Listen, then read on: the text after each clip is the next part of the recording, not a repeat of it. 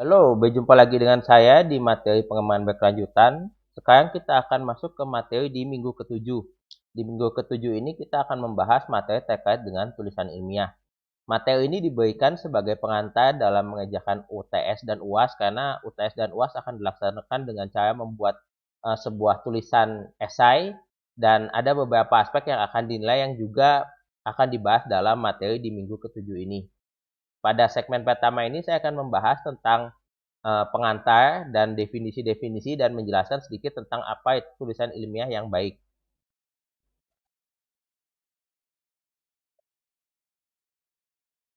Kalau kita membaca definisinya, jadi tulisan ilmiah adalah tulisan yang ditulis atas landasan bukti yang dapat dipertanggungjawabkan. Jadi kata kunci yang pertama adalah tulisan ilmiah merupakan tulisan yang dapat dipertanggungjawabkan. Dan tulisan ilmiah merupakan sebuah proses untuk membentuk argumen berdasarkan bukti-bukti. Jadi contohnya adalah pada saat kalian ingin menjelaskan bahwa eh, kejadian A disebabkan oleh sesuatu, nah kalian harus menunjukkan buktinya itu apa. Jadi memang tulisan ilmiah itu adalah sebuah sebuah tulisan yang dipakai untuk membangun sebuah argumen berdasarkan bukti-bukti yang atau bukti-bukti atau fakta. Untuk tulisannya bisa bersifat deskriptif. Deskriptif itu berarti menjelaskan bukti-bukti tersebut, bisa juga bersifat analitik.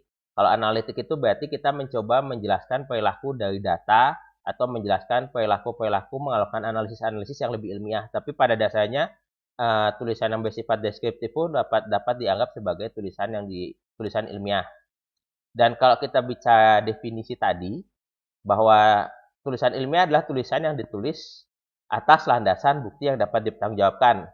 Ada tiga hal, ada si bukti tersebut bisa berasal dari tiga hal. Yang pertama adalah dokumen yang dapat dipertanggungjawabkan. Jadi contohnya akan dijelaskan nanti, tapi contoh dokumen yang dapat dipertanggungjawabkan misalnya undang-undang atau berita dari sumber terpercaya atau apa namanya, atau misalnya buku. Nah, itu sebuah contoh-contoh dokumen yang dapat dipertanggungjawabkan. Bisa juga dari data primer. Data primer ini merupakan data yang kita ambil sendiri. Jadi data ini kita ambil sendiri, kita melakukan eksperimen, kita mendapatkan datanya dan dari data ini kita melakukan analisis supaya mendapatkan sebuah kesimpulan atau mendukung argumen yang kita buat. Lalu yang ketiga adalah data sekunder. Data sekunder adalah data yang sebenarnya kita tidak ambil sendiri tapi diambil orang lain. Nah, si data sekunder ini bisa kita pakai kalau memang sumbernya bisa dipertanggungjawabkan. Contohnya kalau kita melakukan penelitian dengan data Badan Pusat Statistik BPS, itu merupakan data sekunder dan data tersebut bisa kita pakai untuk melakukan membuat tulisan yang bersifat ilmiah. Nah, kalau misalnya kita melihat tulisan ilmiah, sebenarnya ada ciri dari tulisan ilmiah yang baik.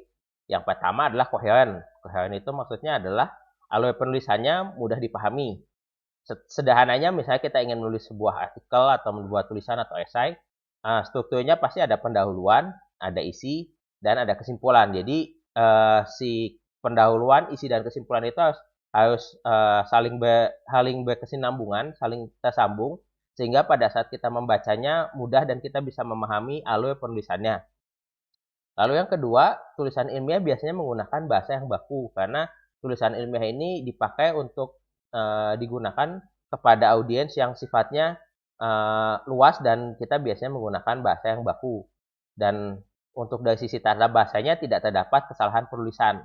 Oleh karena itu biasanya kalau kita membuat sebuah tulisan ilmiah, ada proses di mana tulisan tersebut dibaca dulu oleh editor yang mencoba melihat apakah terdapat kesalahan penulisan atau tidak. Tapi pada dasarnya, tulisan ilmiah yang baik itu tidak terdapat kesalahan penulisan di dalamnya. Lalu, karena tulisan ilmiah ini pada dasarnya adalah sebuah tulisan yang dipakai untuk membangun argumen, nah argumen tersebut harus dibangun berdasarkan referensi atau bukti yang jelas. Jadi referensinya harus jelas, buktinya harus jelas, harus bisa kita cek. Kalau misalnya bukunya judulnya jelas, tahunnya jelas gitu. Kalau misalnya kita mendapat dari internet, kita tahu website yang terpercaya atau kita kita cantumkan juga apa namanya kapan kita mengaksesnya gitu. Karena pada dasarnya kalau kita membangun argumen dengan referensi atau bukti yang tidak jelas atau tidak terpercaya, maka orang tidak akan percaya bahwa dengan argumen yang kita buat. Jadi itu harus aspek referensi dan bukti yang jelas ini menjadi sesuatu hal yang penting. Lalu pada saat menulis tulisan ilmiah itu ada logika di dalam penulisannya. Jadi maksudnya logika adalah tulisannya dia benar dan berhubungan gitu. Jadi jangan sampai kita menulis itu misalnya informasinya benar-benar gitu, tapi ternyata tidak berhubungan, itu juga tidak boleh. Apalagi kita menggunakan informasi yang salah. Jadi pada dasarnya tulisan ilmiah itu harus menunjukkan logika yang benar dan berhubungan. Lalu informasi yang disampaikan harus utuh, karena informasi yang disampaikan sebagian-sebagian bisa menyesatkan. Jadi pada dasarnya, pada saat kita menyampaikan informasi seringkali, misalnya ada konteks dari masalah tersebut gitu. Jadi misalnya kita menganggap bahwa menceritakan bahwa kasus A terjadi bla bla bla bla bla gitu. Tapi dijelaskan bahwa kasus A ini hanya terjadi pada kondisi apa gitu. Jadi pada dasarnya pembaca mendapatkan pemahaman yang utuh dari informasi yang kita tulis atau dari artikel yang kita tulis. Lalu referensi dan bukti dapat dipertanggungjawabkan gitu. Karena kalau kita menggunakan referensi dan bukti yang tidak dapat dipertanggungjawabkan, maka orang akan meragukan tulisan kita seperti apa. Nanti contoh referensi dan bukti yang dapat dipertanggungjawabkan akan dibahas di segmen yang lain. Lalu tidak boleh terdapat plagiarisme di dalamnya. Jadi ada suatu cara supaya kita membuat tulisan yang tidak dianggap melakukan plagiarisme di dalamnya. Dan plagiarisme ini merupakan sebuah kejahatan akademik yang serius, sehingga akan ada hukuman yang sangat berat apabila dilakukan plagiarisme. Dan nanti ada segmen tertentu yang akan membahas tentang plagiarisme ini. Nah, contoh tulisan ilmiah ada macam-macam, misalnya dari jurnal, proceeding. Esai kuliah pun juga sebenarnya merupakan tulisan ilmiah, karena dia didukung oleh argumen-argumen yang misalnya didukung oleh tulisan yang lain. Laporan pekerjaan, dia tulisan ilmiah karena kita mencoba membangun argumen berdasarkan data-data yang didapat dari pekerjaan. Laporan praktikum sudah jelas itu ada data primer di dalamnya. Kita mencoba membangun argumen, menjelaskan, menganalisisnya berdasarkan datanya. Buku pelajaran juga sebenarnya merupakan tulisan ilmiah. Jadi di dalamnya ada data-data, ada fakta-fakta yang memang dapat dipertanggungjawabkan. Dan artikel pada media massa pun sebenarnya merupakan tulisan yang bisa dianggap ilmiah gitu, karena pada dasarnya penulis mencoba membuat argumen tertentu dan didukung oleh bukti-bukti tertentu gitu. Jadi cuma memang kalau artikel pada media massa mereka tidak menuliskan referensinya, tapi pada dasarnya mereka mencoba membangun sebuah argumen dari fakta-fakta yang ada. Nah, untuk artikel pada media massa ini menjadi sesuatu hal yang perlu diperhatikan gitu, karena kredibilitas si media massa ini akan sangat menentukan kualitas dari artikel yang dihasilkan. Nah, ini contoh referensi ilmiah yang baik. Jadi misalnya kita menggunakan yang pertama adalah sumbernya terpercaya dan bertanggung jawab gitu. Jadi misalnya kalau dia penerbitnya memang kita tahu, oh ini penerbitnya terpercaya gitu. Kalau misalnya dia dari kantor beritanya juga kantor berita yang bisa dipercaya gitu, yang cukup besar, yang kita tahu kredibilitasnya seperti apa. Lalu bisa juga dari sebuah institusi gitu, misalnya kantor pemerintah mengeluarkan sebuah dokumen gitu atau mengeluarkan sebuah laporan, itu kan dibuat oleh institusi yang terpercaya, maka itu bisa dianggap sebagai referensi ilmiah yang baik. Lalu biasanya kalau misalnya kita melincari referensi, di dalamnya terdapat identitas penulis yang jelas itu, bisa jadi penulisnya, bisa jadi nama institusinya gitu. Jadi untuk sumber-sumber atau referensi-referensi yang tidak terdapat penulis yang jelas itu biasanya tidak dapat kita percaya atau biasanya tidak digunakan untuk membangun argumen kita gitu, karena kita tidak tahu apakah argumen itu dibangun oleh penulis yang tepat atau tidak. Lalu biasanya referensi ilmiah yang baik juga menuliskan waktu penerbitan, bisa jadi misalnya buku diterbitkan tahun berapa, seri berapa gitu, atau jurnal ada tulisannya tahun berapa, atau berita juga ada tahunnya gitu, karena informasi dan pengetahuan itu selalu berubah gitu, dan pemahamannya akan berubah berdasarkan dengan waktu. Jadi bisa jadi misalnya informasi ini katakanlah pada saat ini mungkin dianggap benar gitu, tapi beberapa bulan kemudian kita menganggap bahwa oh ternyata informasi tersebut karena ada pengetahuan baru, kita bisa menganggap bahwa informasi yang lama tersebut ternyata tidak cocok lagi digunakan gitu. Jadi waktu penerbitannya biasanya harus jelas. Dan contoh kasus ini sebenarnya kalau kita bicara tentang konteks bumi itu sebagai pusat dunia gitu. Dulu orang menganggap bahwa bumi itu sebagai pusat dunia gitu, dan itu dianggap sebagai fakta. Tapi ilmu berkembang, pemahaman berkembang gitu, sehingga orang tahu bahwa bumi itu bukan bukan planet yang mengitari bumi gitu, tapi bumi mengitari matahari gitu. Jadi eh, itu contoh kenapa aspek waktu itu menjadi sesuatu yang penting.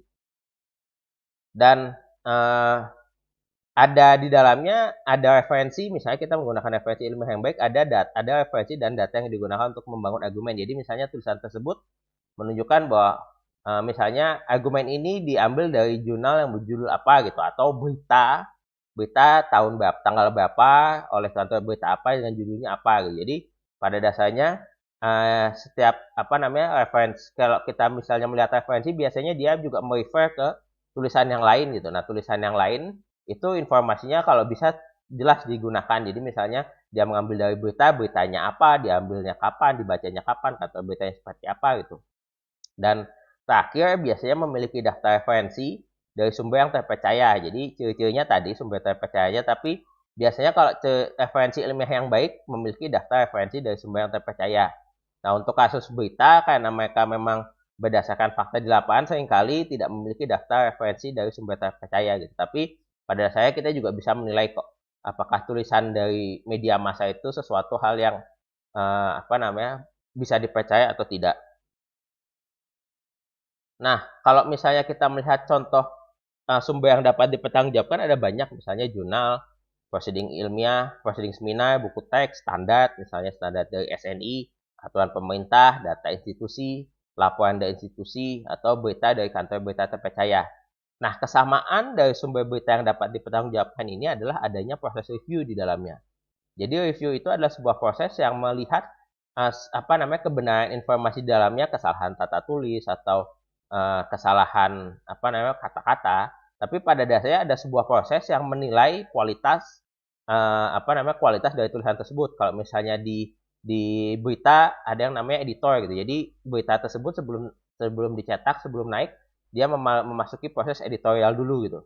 Kalau misalnya tulisan yang lain ada proses review. Misalnya kalau misalnya data dari institusi, mereka sebelum diupload supaya pasti dicek dulu apakah datanya betul atau tidak gitu. Karena kalau dari institusi, dia kredibilitas institusinya akan sangat ditentukan dari laporan atau data-data yang dikeluarkan oleh institusi tersebut. Jadi ada suatu proses yang menilai apakah tulisan tersebut layak dibaca oleh publik atau tidak gitu. Jadi semua kesamaannya adalah ada proses review atau ada proses pengecekan sebelum tulisan tersebut akhirnya dipublikasikan. Nah, untuk yang tidak bisa dipertanggungjawabkan, contohnya adalah blog gitu. Misalnya ada orang menulis blog, itu kan sebenarnya tulisan-tulisan yang tidak diterbitkan oleh institusinya tidak tepat gitu. Jadi ini contoh yang tidak dapat dipertanggungjawabkan. Portal berita yang bukan dari kantor berita terpercaya atau portal berita abal-abal itu juga salah satu sumber yang tidak dapat dipertanggungjawabkan. Atau tulisan-tulisan yang disebar lewat media sosial, misalnya lewat WhatsApp group, lewat Facebook gitu. Itu beberapa tulisan yang disebar di situ ditulis seakan-akan dia tulisan yang ilmiah dengan dengan penulisan yang tampak bagus itu, tapi selama tulisan tersebut kita tidak bisa melihat sumbernya siapa, penulisnya siapa, institusi yang mengeluarkan siapa, dan dan seperti apa, bagaimana menulisnya gitu, kita tidak bisa menggunakan itu sebagai sumber referensi yang kita acu pada saat kita membangun argumen. Nah, itu tadi materi terkait dengan penjelasan umum terkait dengan artikel ilmiah. Nanti kita akan masuk ke materi selanjutnya mengenai analisis kritis. Sampai berjumpa di segmen selanjutnya. Terima kasih.